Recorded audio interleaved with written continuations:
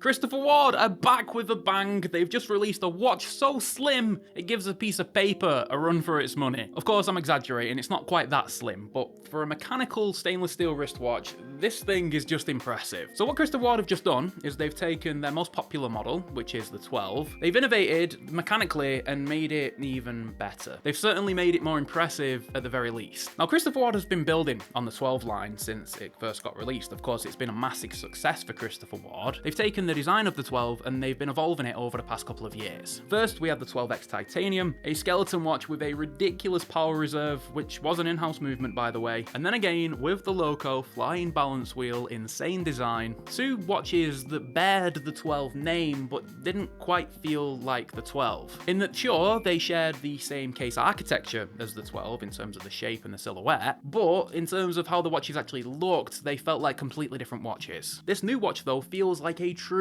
successor to the original 12. However, Christopher Ward have put their thinking hats on and thought, well, how can we make the 12 better? What is the actual route to making the 12 even more appealing? They've gone, right, let's make it slim. Let's make it super duper slim. And I miss this. This is what watch brands used to do. Watch brands used to compete to try and make the thinnest possible watch. Pre sort of 80s, really, every watch brand tried to make their watches as thin as they possibly could. That's why vintage dress watches are all, even the mechanical ones, like 6, 7, 8 millimeters a push. These days, watch brands don't give a monkeys. I've seen field watches at 13 millimeters. I've seen dive watches at 16 millimeters. And they just don't need to be that thick. There's no actual benefit of it. The only reason, in my opinion, it happens is because watch brands are just getting the most accessible movement, and those ones tend to be a little bit thicker. But when watch brands truly care about watchmaking and delivering the best possible product that they can, they use the slimmest possible movements in their watches. And that's because slim movement equals lightweight watch equals comfortable wearing experience. Oh, by the way, we're on the road to 100,000 subscribers. I'd love to have you hit the subscribe button, join our little community. We upload the most fun reviews on YouTube, said nobody ever, but you know, subscribe anyway, please. Okay, let's get it out of the way. This watch, 6.6 millimeters thick. 6.6 millimeters. This is one of the thinnest watches that I've ever reviewed on the channel. And even more impressively, they haven't had to use a quartz movement to get it that thin. Christopher Ward used a mechanical movement inside, a hand-wound movement that is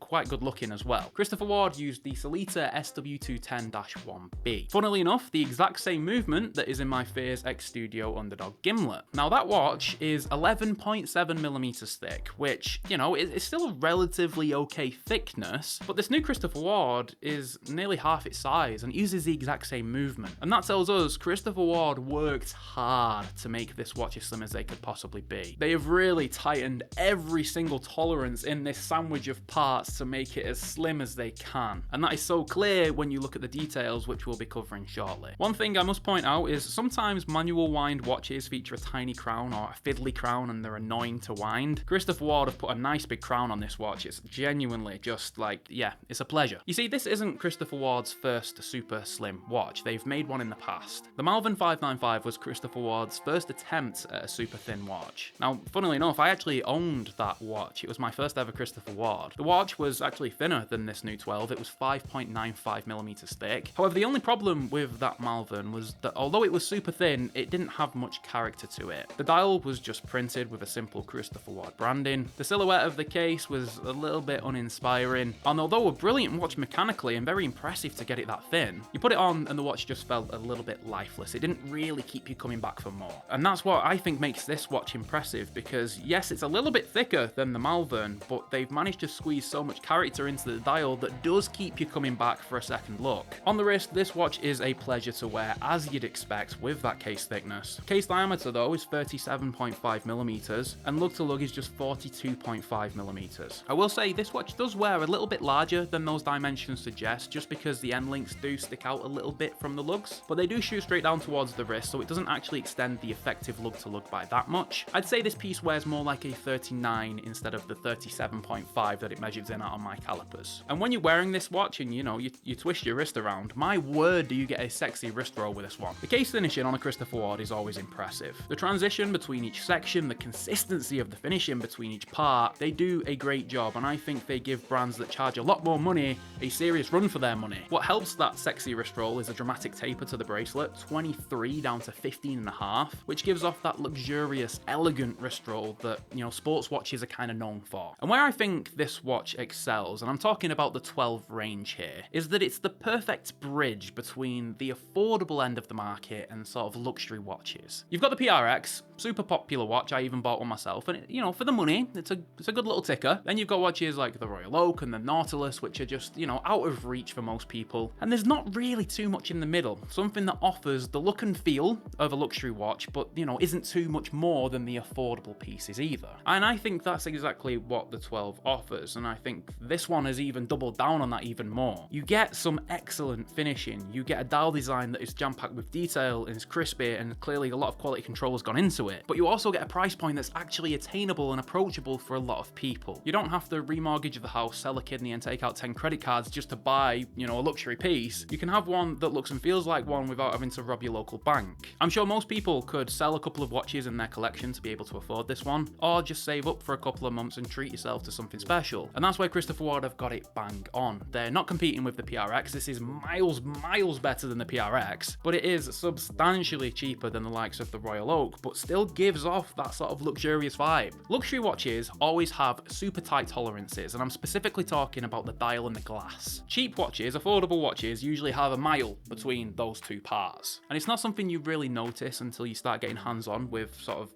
really well-designed pieces. Legibility is so much better when the tolerances are tight, because from extreme angles you can still see the indexes, the hands, the logo, you can see everything. Tolerances are the exact same on the case back. The movement almost looks like it's coming through the glass. And I will say, this is a very pretty case back. The screws on that outer section, and then a little bit of a spec sheet. And Christopher Ward have clearly done a little bit of customization to this Sellita movement. It doesn't look like your standard Sellita SW210. But the only problem is, what's the point of using a mechanical movement if you don't have a running seconds hand on the dial? I love mechanical watches, I love automatic watches, I love hand wound watches, and that's because I get to see that beautiful sweep of the seconds hand throughout the day. So personally, I don't see the point in using a mechanical movement in a watch when you can't see the running seconds. One more flaw I have to point out is the clasp. It is beautiful, it's very sleek, it blends in with the bracelet. The only problem is it doesn't feature any micro adjustment, which is strange because the original 12 did feature on the fly adjustment. When you pulled the bracelet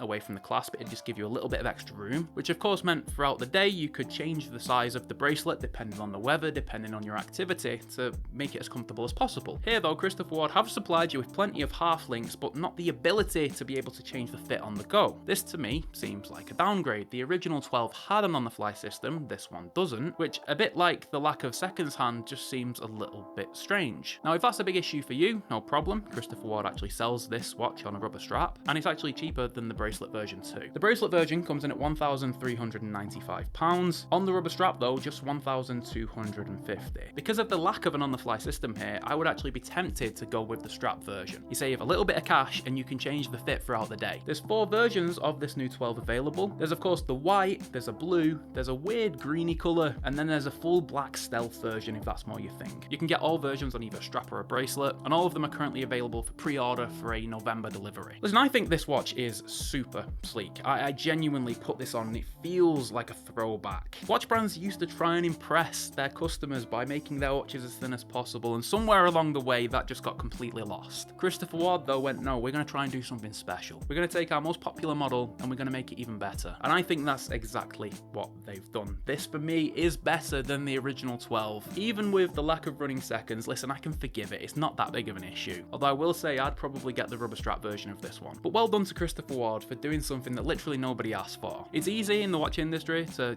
follow trends or simply deliver something that everybody's asking for, but to go out of your way to do something that literally nobody wanted, invest a lot of money, a lot of time into this thing, you've got to commend that sort of attitude, because somewhere along the way it got lost, and Christopher Ward clearly still have it in them and they want to do some special stuff. You'll of course find this watch linked below if you want to check out the other colours available. Thank you to Christopher Ward for loaning this one over for review. I've enjoyed spending some time with it. Subscribe and like the video if you haven't already. Pleasure to have you on the channel. Catch you soon.